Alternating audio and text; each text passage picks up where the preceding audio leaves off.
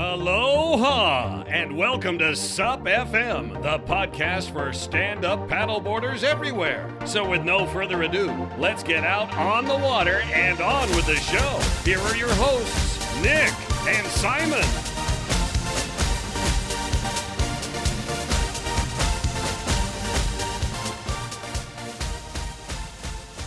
Hey, and welcome back to the Sup FM podcast.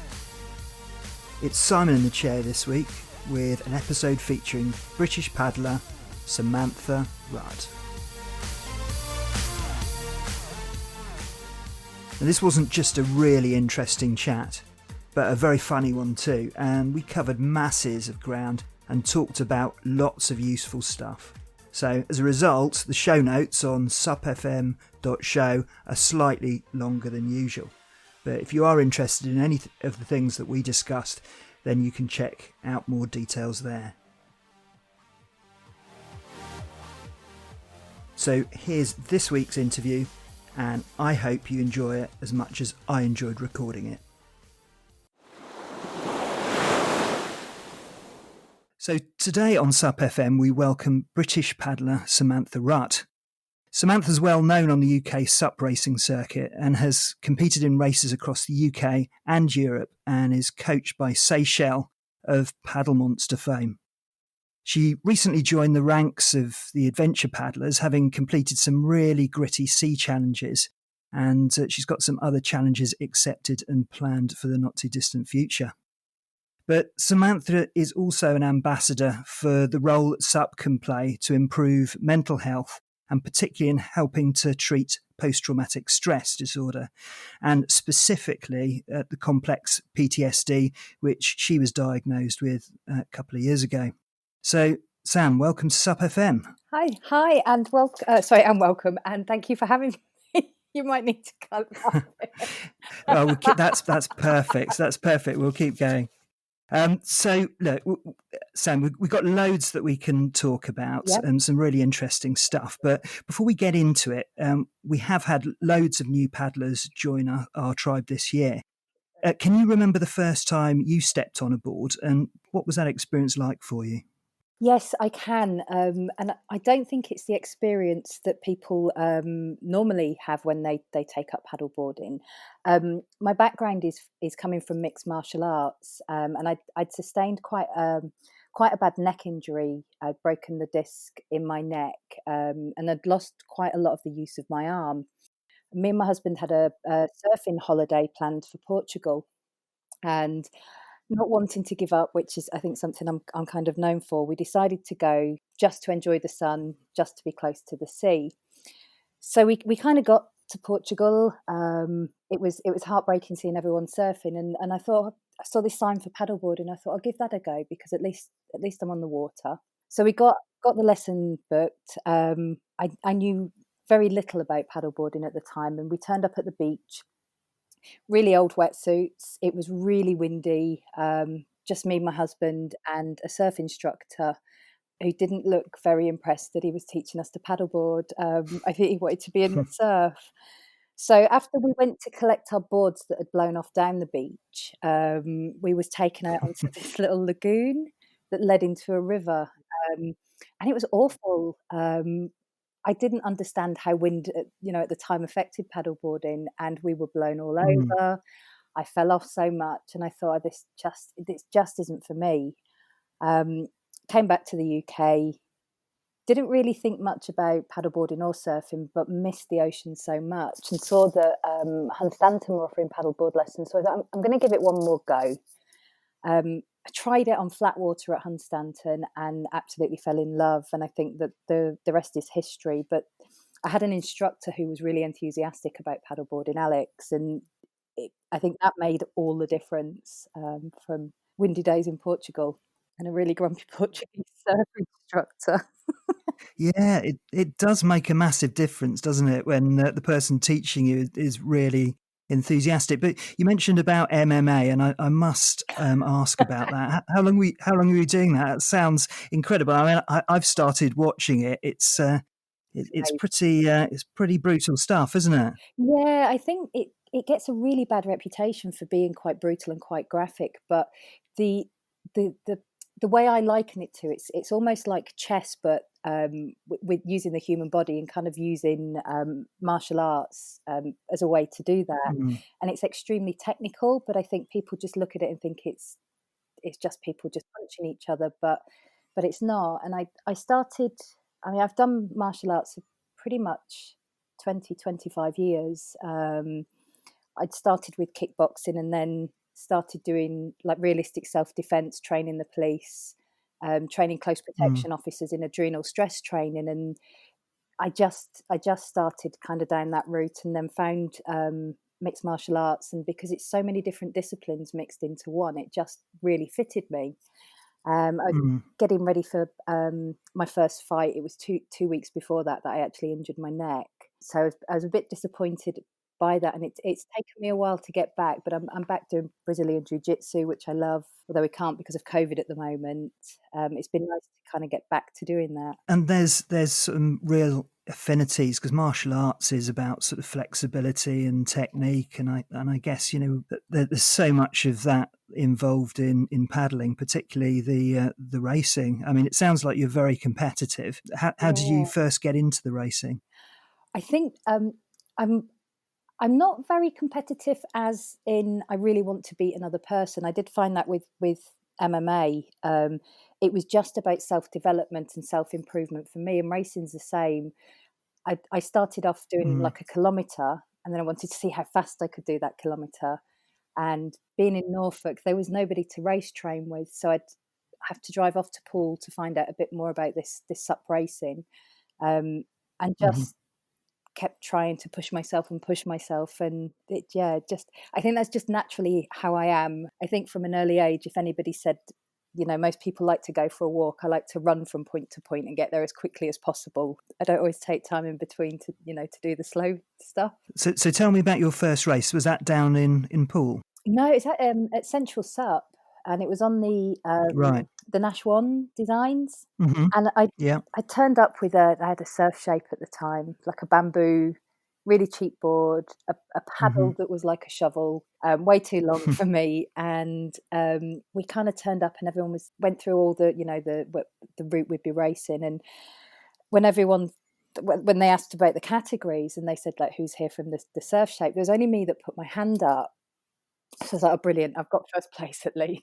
And that's when Mark Price, who I'd met when I did my instructor's course, came up and said, I've got you a Nash 1 to race on. You're going doing the 10K with the others. I was like, oh my God, really? But I went and raced, and I was racing with like Kerry Baker, Helen, and I came third in that race. So that was my first ever race. And it was I was hooked from then on. Brilliant stuff. And you've raced obviously since then all over the country. Have you got any sort of favourite races there, or favourite performances, highlights? I love any of the ocean races. I think I've done a lot of the flat water races, and they're amazing fun. But I love the challenge of being on the ocean, because it's different every time. So you've never got the same race. So I like the Celtic Cup. The base up race is great fun, because they usually give you quite a technical route, and beach runs, which we love. Yeah. Says nobody. Yeah, they're fantastic. Awful. But yeah, I hate running. It's awful. It's awful. I'm trying to run with your board, and it's and I'm clumsy, so it usually makes for good entertainment. But I think my favourite race of all time was in San Sebastian. It's one of the Euro Tour races, because the location. Oh wow! It was just so pretty. That was What was the surf like down there? It was because last time I went down there, it was massive. Yeah, it's a bit of a challenge. It was carnage. I think there's some really good video footage of just the pros coming, and they did like an M shape. So you surf into the beach and then go out to a buoy, turn around the buoy, so kind of going out through the surf, back round, and in again.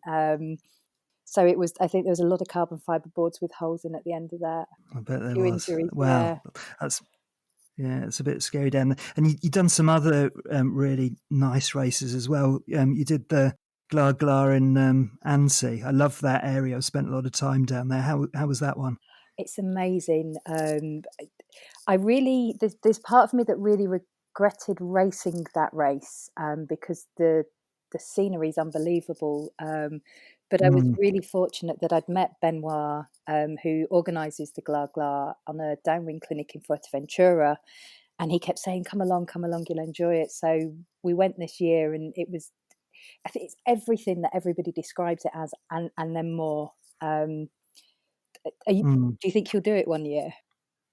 Oh God, yeah. Yeah, Given the chance, absolutely. on the bucket list. Yeah, definitely. Oh, absolutely. I mean, I've got a whole load. I've got a real affinity for France. I think they do racing very well.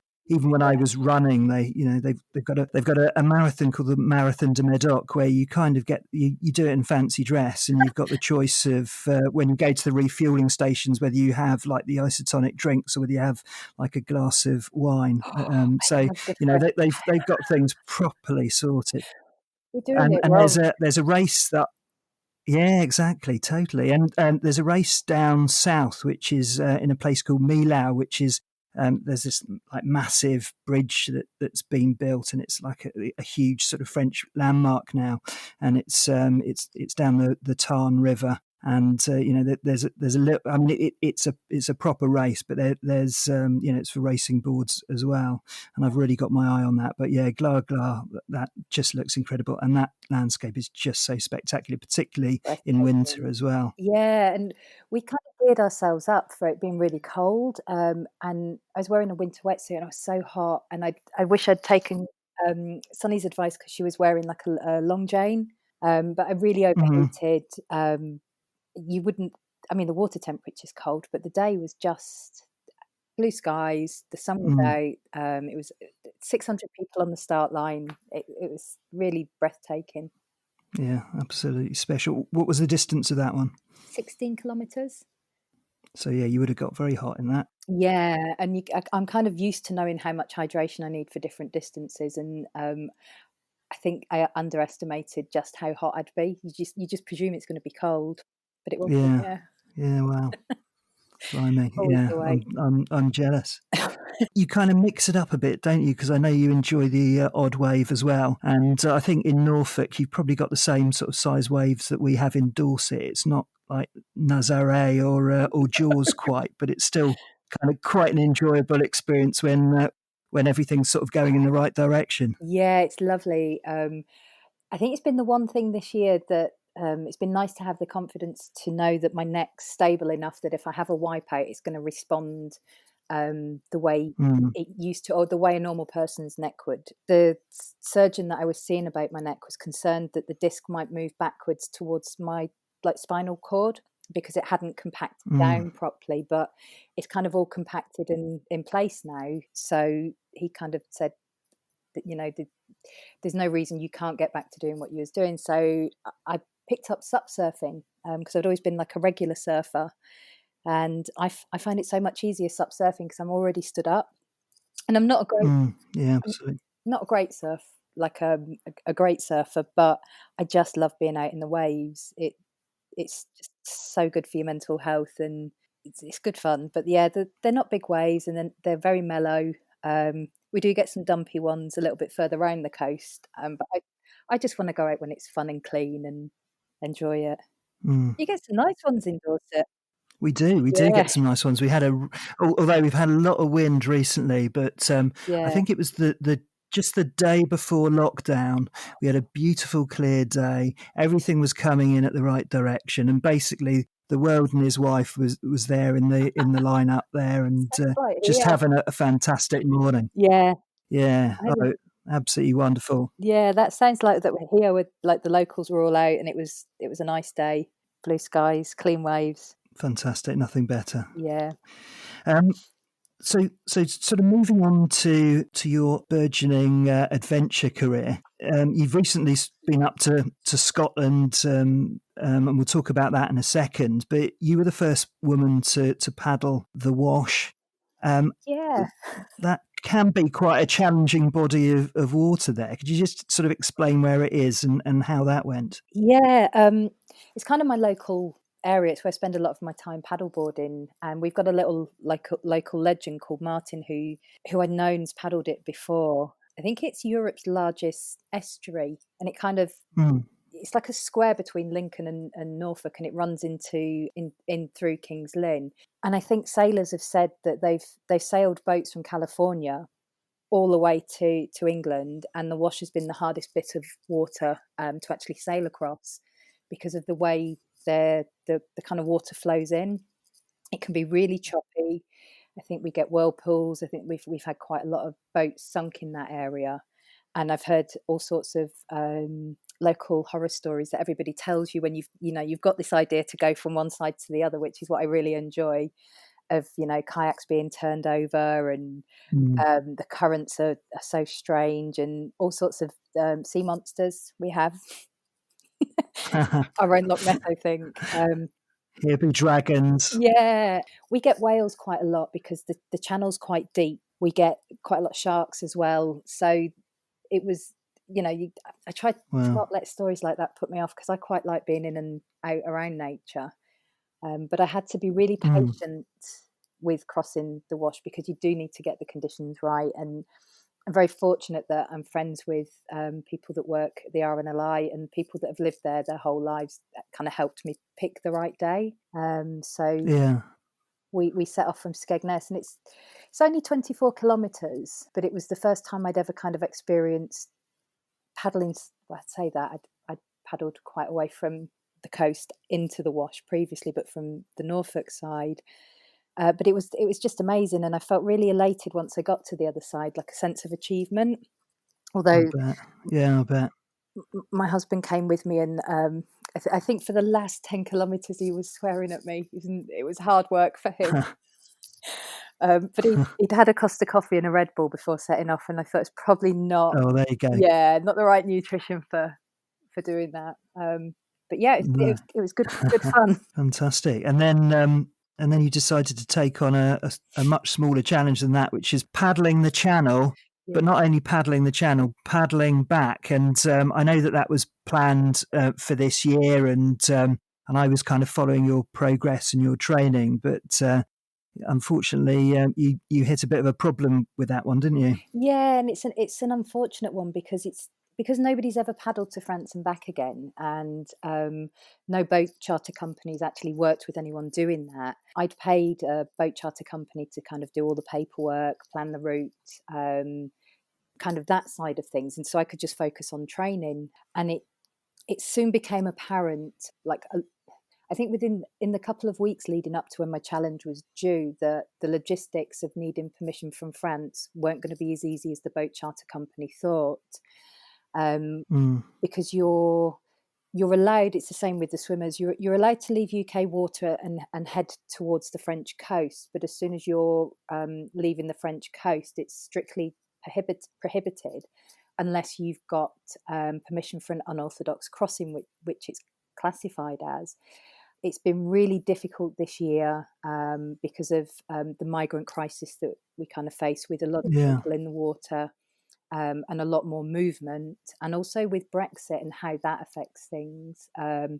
So with it being so late in the year, it was sadly postponed. But I have a new boat charter company that work with the French Maritime. They've got a meeting, I think it's this weekend, to actually discuss whether they would grant me permission to do the unorthodox crossing, or what I would need to do or need to provide them to be able to do that. So it's kind of waiting and seeing. But I'm very hopeful. I don't give up hope. So. Definitely not. But you had your dates in there, and presumably you'd done all the training, Yeah, and you were sort of in prime physical shape, ready to go for it. I felt great. It's probably the best I felt about my paddling.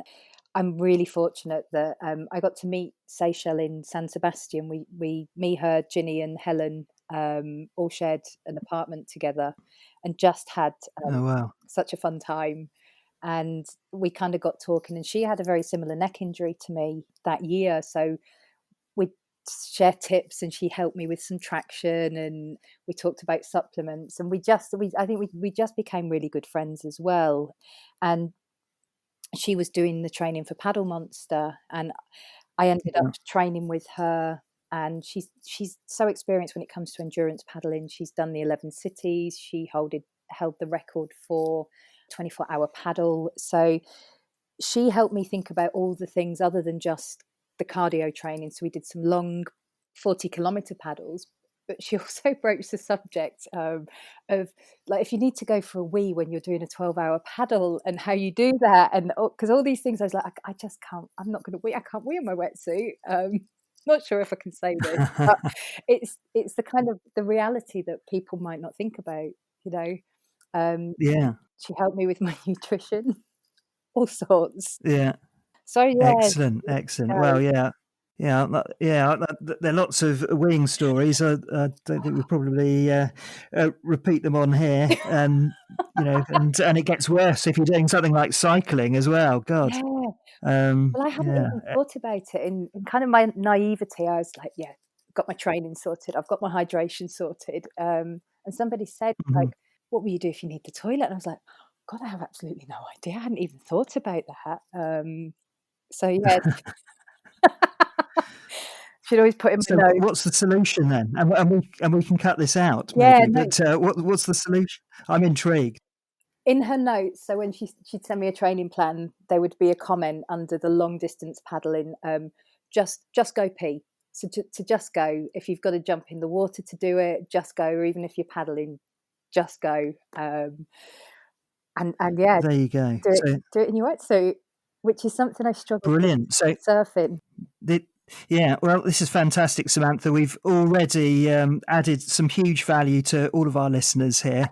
So yeah, don't be shy. Just go where you So, are. yeah, Obviously, make sure you're on the water or in a wetsuit or something like that. not in the supermarket. But no, that's no, exactly. No, you get chucked out. Yeah, That's not good. That's not good.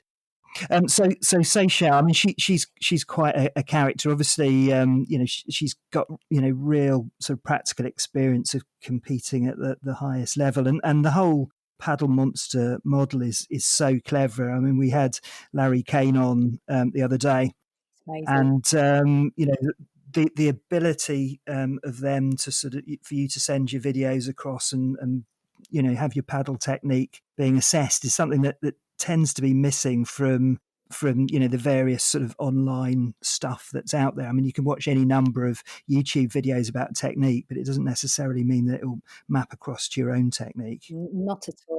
Yeah, So what sort of things? What other insights did Seisha give you? Did she sort of have a look at your technique and advise you yeah. to make any tweaks? I mean, Or? this is where I think Seychelles and what they do at Paddle Monster and Larry is, again, it comes down to that enthusiasm. They genuinely care about what they're doing, and they genuinely care about you as an athlete. And Seychelles would go above and beyond on my video analysis. We'd have it monthly, and it would just be the Hmm. small tweaks. So I was starting to feel a bit of fatigue in my forearm, and as little as just applying a little bit of pressure to my little finger through my paddle stroke helped me engage different Mm. muscles.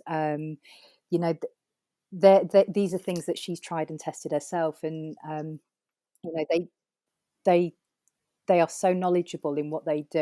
It's been an absolute pleasure to kind of learn from them, and for them to help me with my paddle technique. Like Larry, just suggesting that you flex your ankles like in ski boots, the difference that makes to how much energy you're using through a paddle stroke and how more efficient it makes you.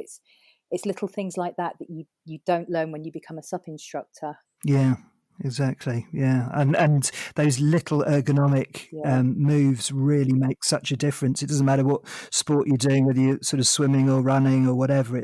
It's incredible the sort of returns you can get from those insights, which is why the coaching is so important. yeah, Well, I'm surprised that more people don't actually take up coaching because, you know, as I said, you can watch as many YouTube videos as you want, yeah. but it doesn't substitute for a knowledgeable eye. Just making those little adjustments to make you more effective on the water. Yeah, So and less prone to injury. But that's something that I've recently set up. I don't know if I'm allowed to say this or not, but with online paddler training, myself, just doing plans for people with tips in there for racing, because I'm not sure there's anywhere in the UK that we've got at the moment that you can go to.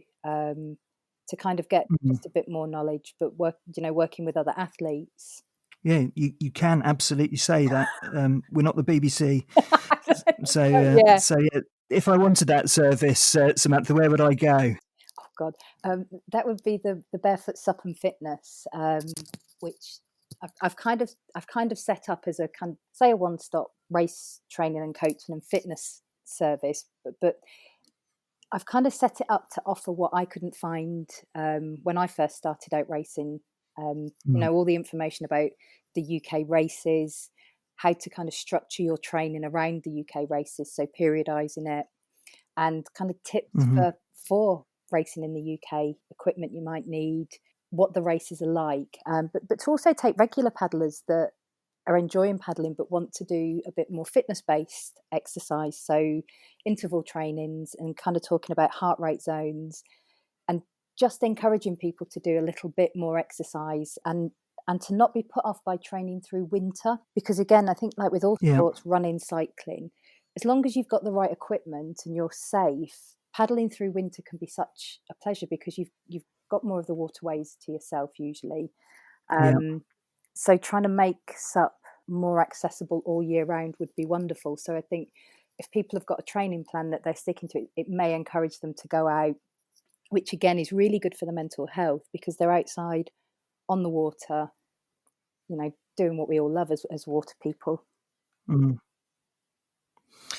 So that brings us sort of neatly into, I guess, another role, a third thing that you're known for, which is talking about mental health, encouraging other people to talk about their own mental health, and also to encourage, people taking up SUP or other outdoor activities to help improve their mental health. So just tell us a little bit about your situation, Samantha, because you're sort of very generous in terms of sharing that, and people don't always talk about mental health too much. It does have, or it has had, a bit of a stigma, and I think it's really important that it doesn't, because it's it's a condition just like anything else, just because you can't necessarily see it. Yeah, and I think that's been half the battle. I was diagnosed with complex PTSD last year, after I had kind of three lots of trauma all very close together. I had to perform CPR on like my next door neighbour. I witnessed and had to do first aid for quite a bad road traffic accident. And then I stayed with my grandfather while he died of cancer. So they're all very big um, emotional and quite Mm, traumatic experiences for people. But it kind of kick-started a lot of trauma that I experienced in childhood, which is the complex side of things. And I kept thinking, I pull yourself together, Sam. You're a strong woman. You should be able to deal with all these things. And I found that I was really struggling. And I went to see a counsellor and started talking, and it kind of just expanded from there. And I'm a big I'm a big advocate for counselling, but I think a lot of people are put off because they may have been to the wrong counsellor.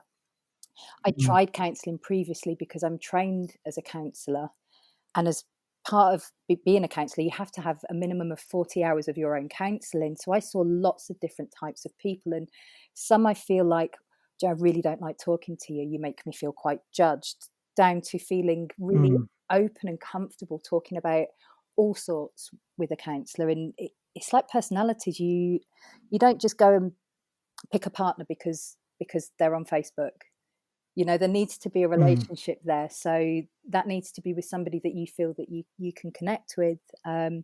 So that kind of started me down the route, and I'd never really heard of complex PTSD. I'd heard of PTSD, and when it was broached as a subject that I maybe suffering from it, I was quite shocked because, again, I'm not ex-military, and I've spent a lot of time because I've worked as a bodyguard for 12, 13 years. So I worked with a lot of military people that had experienced, all sorts of manners of trauma while serving in the military and had PTSD. So I felt almost like a fraud that, I hadn't been to war. So it took me a while to actually get my brain around it. And I'm big on Mm. talking because I think it offers other people an opportunity to share their experiences. And I started Hmm. talking to friends, and I soon started to notice that the more I was opening up and talking about my experiences, the easier it was for them to kind of go, actually, you know, I suffer from PTSD, or I suffer from depression, or, you know, I've experienced anxiety through my life, or, you know, even seasonal affective disorder. You know, people would start to talk Mm. about things other than, I don't know, my ankle's bad or my back's bad, which we do so easily. It's usually the first Mm. thing people talk about in the UK. It's either the weather or your injuries and Yeah. ailments. We don't Yeah. go, Tick. yeah. It's the first. I'm like, my neck. It's my neck. Um, but we have mental health as we have physical health. They kind of work side by side. But what we don't seem to talk about, or I do see it when I see groups. I like to watch the interactions, and people kind of broach the subject, and that social connection is where we tend to talk about our mental health, and where we don't have it, especially with lockdown, we're very isolated, and Mm. we're not interacting socially the way we're designed to. There are more people with depression at the moment. People are struggling in lockdown with their mental health. But talking about it's the first, kind of one of the first steps, I think, because we know it's okay to not be okay, but where do you go from it not being okay? And for me, I think that's when you actually start talking about it and making it okay for other people to feel safe enough to talk about it without fear of being judged, Mm. or the stigma that you say. It's the other thing I've noticed is people's politeness. So when talked about my complex PTSD or mental health, I can almost feel people not want to upset me by broaching the subject, or it feels Mm. like they're concerned that they might trigger something or make me sad, or there's a level of consideration there that I think can stop people wanting to talk. Which is why when you said, like, I'd like to talk about the complex PTSD, I'm completely open to it, because I think it can hopefully set an example that, you know, you have your good days, you have your bad days, but we can talk about it and make it comfortable to talk about it. Exactly, and it's all about taking away the mystery around these sorts of things, and you know the way that the brain operates. I know you've got a background in psychology, as have I, but the brain sort of reacts in a way to protect the individual, which is, Yeah. you know, it doesn't know whether it's doing a good job or not, but that's, you know, the underlying reason for PTSD. It's basically saying, look, you've had some pretty awful experiences, and I want to make sure that you don't have to go through that sort of thing again. And you Yeah. know, it leads to symptoms which are, you know, not ones that you would obviously choose, but you know, your brain is trying to do the best thing for you. So it's just a question really of replumbing those connections, and you know, talking is a great therapy. You know, obviously you've got the pharmaceutical stuff as well, Yeah. and then obviously spending time on the water, and you know, spending time on the water, just being out there in the elements, and you know, getting the benefit of vitamin D on your skin and so on. You know, or just going through a little bit of a slog physically, that can all help to sort of lessen that plumbing that leads to anxiety, and you know, and can really lift depression. Yeah, massively. I mean, I'd already researched, because I think sometimes you kind of steered towards a path to look down, and I've always been interested in kind of like you say, the psychology, how the brain works, and like you're saying with PTSD, the reptilian brain kicks in, which performs the most basic functions of your fight, your flight, your freeze and faint, which I think people forget that we have these Mm. other two. We kind of talk about fighting or flight, but freezing and feeling stuck can be a part of PTSD, and also Hmm. the fainting side of things. But they were designed to protect you, ultimately, and they Hmm. can become so overstimulated that the smallest thing can trigger it. Um, so that's when I kind of started looking into how water really does affect trauma. And it's really simple, really, because we were reptilian creatures, and with 70% water, and depending on Mhm. how you believe we got here in life, there's a strong possibility that we did come from the ocean. And for some people that may have experienced trauma or depression or are having a lull in their mental health, being near or on the water has a real positive effect on soothing that part of the brain. And I looked into, like, the ions that people talk about when you're near the coast. And I think a lot of people think they're positive ions, but they're actually negative ions that have got extra electrical charge. And you'll find them at places in nature like waterfalls, the ocean. And I've checked, because I know people say, oh, we know it makes you feel good being near the ocean, but the research behind it, does that actually kind of back it up? And there is research, even as a, like, 2013, I think there's a research paper talking about how being near the ocean does reduce symptoms of depression, and actually has a positive influence on your cognitive behavior as well. So the way we process things, it Mhm. can help regulate your sleep patterns, which I think we all know, if we get a good night's sleep, we feel 10 times better. And spending time by the sea somehow, yeah, absolutely, it Yeah, makes you sleep so much better. And the other thing which I've kind of been playing with recently, is cold water therapy as well. I don't know whether you heard, there's a guy called Wim Hof who yeah, who, yeah, so he's an absolute god, and it's just concentrating on basic sort of evolutionary stuff. yeah, So spending time in cold water, and also this sort of breathing technique, which is sort of really yeah, effective. But that kind of engages with the your nervous system, that helps yeah, you to sort of deal with that stress. I actually, here we go, confession time. I bought one of these sort of outdoor bath things out from Amazon recently, brilliant. and I've put that in my back garden. And every morning I go out there in my trunks and basically sit in this bath for a few minutes. And this morning the air temperature was 6 degrees and the water was 9 degrees, and it took a bit of gasping before I got in. And I have to be really careful about that, because I don't want the neighbours to get the wrong idea of what's going on in the garden first thing in the morning. What they're doing in their garden, yeah. I know, but the sort of buzz you get from that, I mean, obviously it wakes you up, but it just gives you that massive endorphin thing. So I think Yeah, water's so effective, isn't it, in terms of improving mental health? massively. I was kind of introduced to Wim Hof, not like physically, but via Laird Hamilton, probably about a good 5 years ago. And I'm a huge supporter of what Wim Hof does. I think it's absolutely amazing. And in the morning and in the evening, I do his breathing. So I do, like, Hmm. the breath retention. The cold Hmm. water I've done for a long time, a lot, because I thought, if I fall in winter, I want to kind of have some control, or as much control as I can, over the gasp reflex that you talk about when you get in the water. Yeah. It's quite strong, but you soon learn to control it.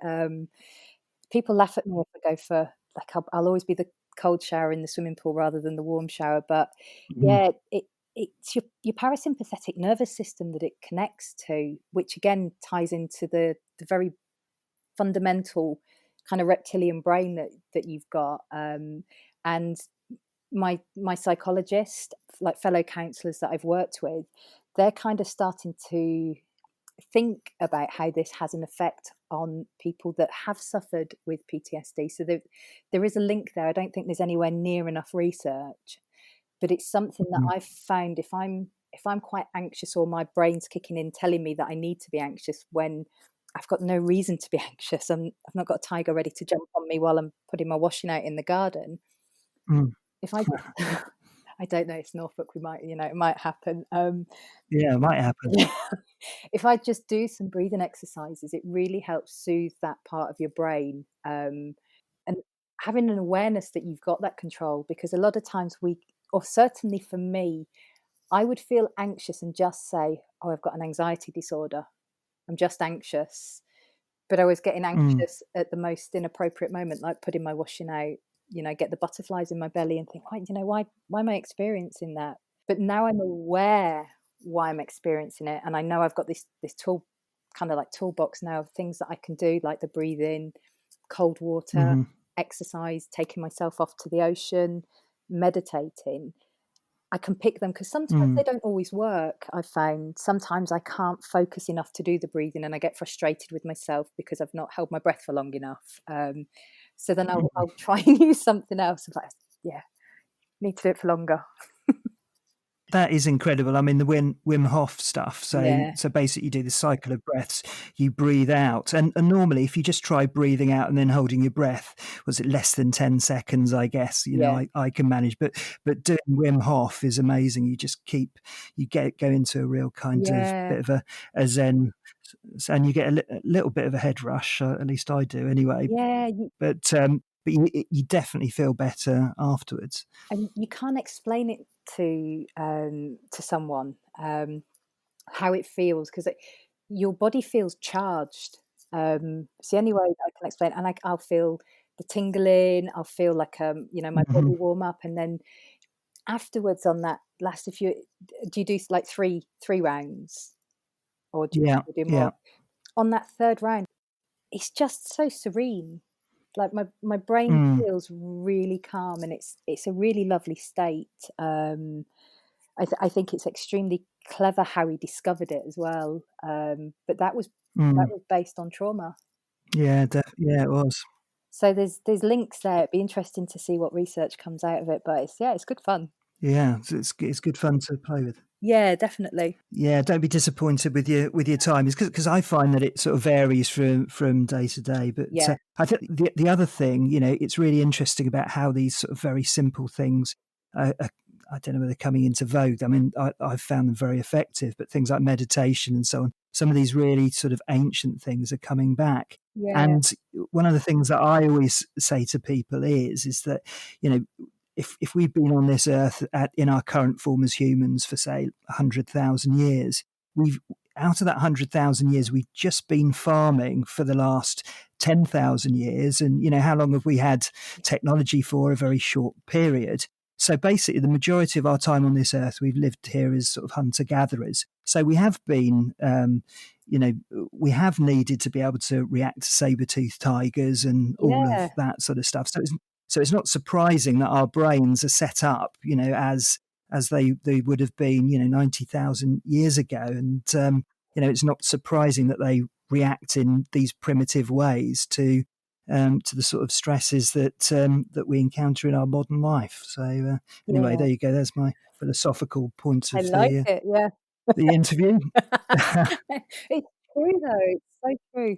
So in terms of the symptoms, what actually made you sort of go for a diagnosis in the first place? Because people, live with symptoms and they just sort of say, "Well, it's just the way I am." Yeah, I think for me it was it. I think it was disbelief at first because I thought I'm functioning. Um, One of the symptoms that you get with complex PTSD is disassociation, which means, again, it's that your body's way of protecting you so you don't experience trauma. But I didn't realize how much I'd taken that into adulthood. I thought everybody responded that way. So, like the traumas that I was talking about last year. So, when my neighbor collapsed, my initial reaction was very calm, very cool, very practical, and everybody else was losing their head around me. But that's because I'm very Mm, good at disassociating with what's actually happening. I can just go through the logical side of things. The same with the car hmm. accident.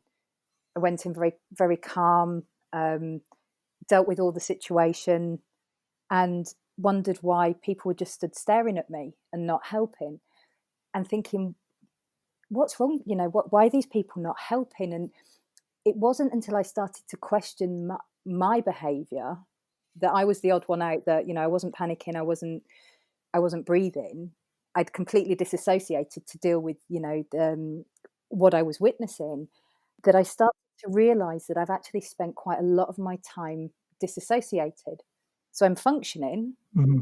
but I'm not actually feeling like 100%. So it's almost like a volume switch. Mm. It will be turned down for a lot of the time, but then I could experience So I saw like a pheasant get run over, and I sobbed like it was, a long lost friend. So the body doesn't quite know. And everyone's looking at me like, it's a pheasant. I was like, I was just so sad. It's so sad. Um, my emotional regulation wasn't like, the dial didn't know how to function properly. So I've been working Right. on ways to kind of deal with that. But the disassociation side, I'm learning. We kind of joke about it as being like a superpower. It allows me to do some of the things I do. So I know if I'm disassociated, I'll go for a run. I'll come back. As soon as I finished running, I noticed the pain in my feet, like blisters that I hadn't noticed when I'm running. So for endurance paddling, it could be quite a good thing because I don't feel any physical pain until after the event. You stop. Yeah, and that's when it doesn't always kick in, but it can do at that point. So I have to be careful and about kind of keeping myself safe when I'm doing adventures. And I think Scotland was a really good learning curve for me. I don't know if what the water's like around Duncansby Head and the currents up there and the tidal race. I think it's the biggest tidal race, and if you it kind of opens and closes, and I think it gets wider and narrower. And if you time it wrong, you're kind of dealing with standing waves, eddies. So kind of paddling round was really difficult. And I've also learned I don't seem to have that switch that tells me this isn't a really good idea, Sam. You're off out there, you might have a radio, and I've always got my emergency response beacon with me. But actually, for somebody that's quite anxious, you're putting yourself in quite probably not the most sensible thing to do. But it was a real kind of eye-opener on how to kind of keep myself safe. So the rest of the paddling I've been doing, I've actually been putting supporting and making sure that I'm doing it in manageable chunks. You've got a specific mission, haven't you? So you went up to John O'Groats, obviously because for the reasons that you said, you weren't able to do your channel crossing, and you went up to Scotland to start a whole other challenge. So just tell us a bit about that. Yeah, well, my aim is kind of to paddle as it was originally to paddle as much of the East Coast as I could. I had a 2-week window, so I thought I'll start in Scotland to get kind of like the top bit done. And I did 100 kilometres over those 2 weeks. And it's about a week and a half because there was bad weather that kind of come in, lots of strong winds. And with COVID restrictions, my aim was to then stop at Northumberland, where I've got friends, and I'd stay with them and do the Northumberland coast and then kind of join it all up. Paddle Logger are doing me a nice map in the background of where I've paddled so far. But meeting up with the UK clubs, UK paddlers that I know, and kind of just working my way around. But COVID meant that they were on lockdown, so I couldn't get a support boat. So I decided that I can do the water local to me. So I started again in the Wash. I'm at Great Yarmouth now, so I've paddled halfway round the kind of the bump of England. I think they call it the bum of England. And this weekend I should make it through to Suffolk. So I'll have done the Norfolk to Suffolk border, and then my aim is to just keep chipping away at it as and when I can around work. And like the logistics has been the hardest bit because it's a point to point. I need somebody to be able to pick me up. And that's not always been the easiest to organise. So I thought I can take the pressure off. And it's got to be someone from your bubble as well, yeah. hasn't it? So it falls on poor Steve. But he's so grateful for everything he does. He's so supportive. But the aim is to just keep going and see where I end up. It might be a lifelong work, but it would be really nice to do the whole of the UK in bits. Make it manageable, make it achievable for me to be able to do. Meet up with clubs and talk mental health. Oh, that's fantastic. And of course, as we're talking about paddling the coast of the UK, we couldn't stop this conversation without having a quick chat about Jordan Wiley. So I know you've had quite a bit of contact, and you've been raising money for him as well. He's just done a phenomenal job so far, hasn't he? Yeah. I was put in contact with Jordan before he started doing his paddle via Dave at Paddle Logger, because we're both ambassadors like for Paddle Logger, and we've both got a very similar background. We both kind of come from a security background, so we had quite a bit in common. And I had a bit of a chat to him when he started off, and I just think it's amazing. Again, the mental resilience he shows, because I think he said himself he's not been paddleboarding very long, and yet he's paddled further than some of the world's most experienced paddleboarders. It's really amazing to have followed his journey, and he is a really humble guy. I think he said all along, and when you speak to Jordan, you really do get that feel that it's not about the world record. There's no ego there. He just wants to fulfill that promise to get this school built, and it's easy to stand behind somebody that's doing something that's kind to other people. You can't not want to help them achieve that. So I'm hoping to join him soon. He keeps inviting me for paddles, but I'm waiting until he comes a little bit closer, or it gets a bit warmer. But yeah, I'm hoping that soon be able to pop up and kind of go for a paddle with him. He's a super nice guy. If you haven't caught his updates on Facebook or thegreatbritishpaddle.com, I think it is, we'll have the link in the show notes. But he is an absolutely genuine, super nice guy. And the level of grit at the moment, I think because of COVID, he's not able to make landfall. So sleeping overnight in a boat which has very little heating, if any, I think. Yeah. I mean, just the sheer grit to be able to get up day after day in a wet and damp environment and paddle in the Scottish, the temperatures that Scotland are experiencing at the moment. He's just an absolute legend. Yeah, I struggle to find the words to describe how amazing it is. I mean, I've done a few kind of back-to-back day paddles, and if you've ever done like 40k on one day and 20k on the day after, it's tiring. And he's been, I think, 110 days, or it might be more than that, day after day, and he's doing some great mileage as well.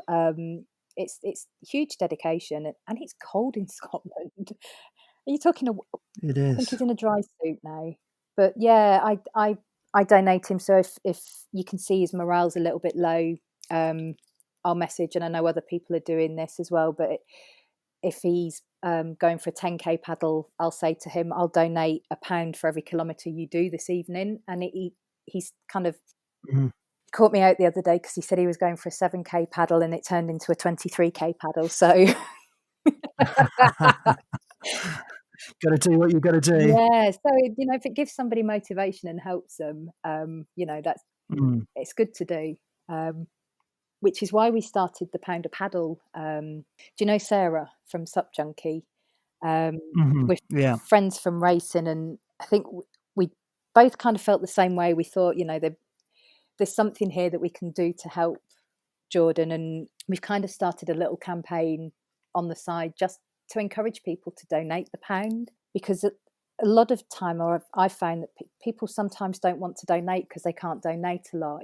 Especially in the climate that we've got with people losing jobs. A pound seems like an achievable sum that people could donate, and the more people that we get doing that, it really mounts up, because there's real power in that community, people standing together and all donating a pound. You only need 10,000 people to donate a pound, and that's £10,000. And I think we've got more than that in the SUP community alone. So we're kind of hoping that if people can get on board with clubs, take a picture on social media, tag the Great British Paddle, donate a pound, and then share it with their friends, it could hopefully kind of snowball into helping Jordan get this school built. Because I think he said that once it's built, he'll be able to go home to see his daughter. That was his goal, is to get the school built, not the world record. What an amazing guy. So let's help him out. If we're going out for a paddle, let's just contribute just a very small amount of money just to help bring Jordan home and get his school built. Yeah. And we're going to announce an initiative shortly to make a contribution. to Jordan as well, because what he's done has been absolutely unbelievable. It's just, as you say, absolutely staggering. Jordan's also been sort of quite transparent because he's had some mental health difficulties as well, and I understand that he's, the paddling is helping him sort of overcome that. So all credit to him. Definitely. And again, he's another good ambassador for talking about mental health. I think it's really important to hear from men, women, everybody about mental health. It's so important to get the conversation going. And I think, he has been quite open about it. And he's also said about how the paddling has been real therapy and he's not needed his medication. I think he said in one of his kind of episodes. That's right. But you've met him. You've had. Did you have a paddle with him? I didn't have a paddle with him. No. I was. I was sitting where I was recording. I was doing some work for SUP FM. I was working on the course, and I just sort of went onto Facebook and I had a look at his tracker and realised he was about half a mile away from me, and I don't know how I'd missed it. So anyway, I just leapt up, just in what I was wearing, went out of the house, parked up, screamed, sprinted down to the beach. I was in my flip-flops. I ran 1.5 miles in my flip-flops. And then I saw him away in the distance, so I ran across the beach and finally got to him. And it was a hot day, and there was a bit of chop, and he was just kind of he just fell off his board because he was obviously wanting to cool down a bit. So I gave him a little wave from the beach, and he came over and we had a really nice chat and had a photo. So cool.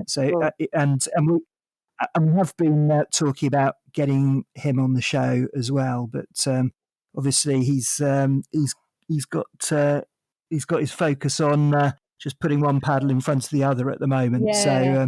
So we'll probably pick up once he's in a bit of once he's past a bit of a better stage of his journey. But no, lovely guy. Oh, that's really what a lovely story though. Again, it'll be a great interview. That. Yeah, I'm not sure the reception's great in Scotland. I think they've been saying.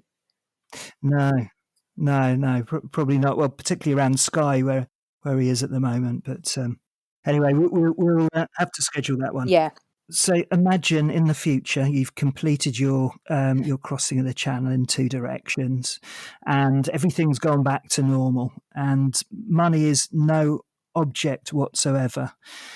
Where would be the place that you would really love to go to paddle, either if there's a race that you really want to do, or a location? Where would that be? Oh, it'd have to be Hawaii.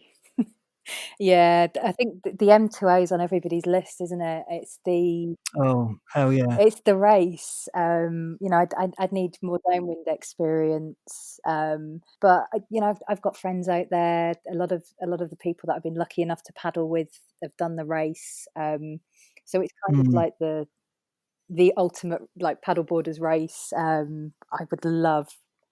I think my problem would be I'd fall in love with Hawaii because it's such a place for all water sports. I'd like outrigger as well, and they've got a big outrigger community. It's just, I think that'd have to be top of the list. It's the ultimate playground, isn't it, for water people? Is that another one on your list? Oh yeah, well I certainly wouldn't turn that one down. I mean, the Pacific Islands anyway. That sort of Pacific culture is just quite amazing, and me and Nick have got increasingly into this author called Tristan Gooley, who's a guy who's sort of very focused on water and water patterns and navigation and Pacific Islanders to sort of find out about how they sort of do things. So I'd love to go to Hawaii. That would be awesome. Yeah, well, I'll have to grab that name off you because that sounds like an interesting read. Well, we do have an interview scheduled with him, but it's going to be in the new year. But he's an absolutely fascinating bloke. So Samantha, thanks ever so much for your time. You've been an absolute star. Really, really interesting chat. Where can we find more out about you? On Instagram and Facebook.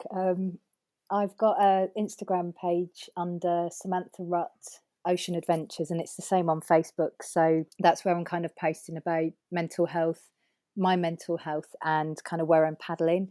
I'm hoping once lockdown's over and we can start meeting up to meet clubs along the way, even if they're inland, to kind of donate to the charity that I'm raising money for, but to talk about mental health and to go for a paddle and talk about mental health. So where I'm at will be on those pages. So if people want to get involved, it would be wonderful to kind of meet up with people that, mental health's important for them, so they can come along and have a chat.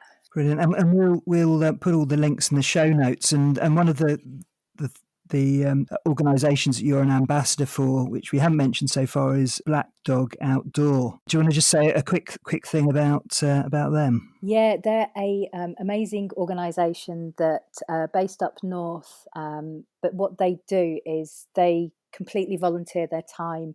So you've got paddling experts, hiking experts, climbing experts, but they take people with PTSD, complex PTSD, depression, all sorts of things that are linked to your mental health. They take you outside in nature and kind of get you reconnecting to kind of help you find that connection with nature to help your mental health. And they do it all for free. So any money that I've raised for them, or that anybody raises for them or donates, goes straight to buying equipment like paddle boards, buoyancy aids, to get more people out and engaged in nature. So they do a really good job. Well, good luck in all your adventures. And I look forward to seeing you on the water at some time. Oh, that would be really lovely when I kind of get to your neck of the woods. It'd be really lovely to meet you. And thank you for asking me for the interview. Really appreciate it. Oh, it's been a pleasure. Take care. You too.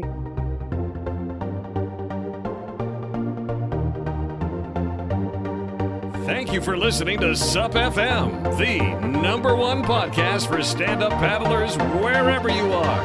If you like what you've heard, please leave us a review on iTunes. Until then, we'll see you on the water.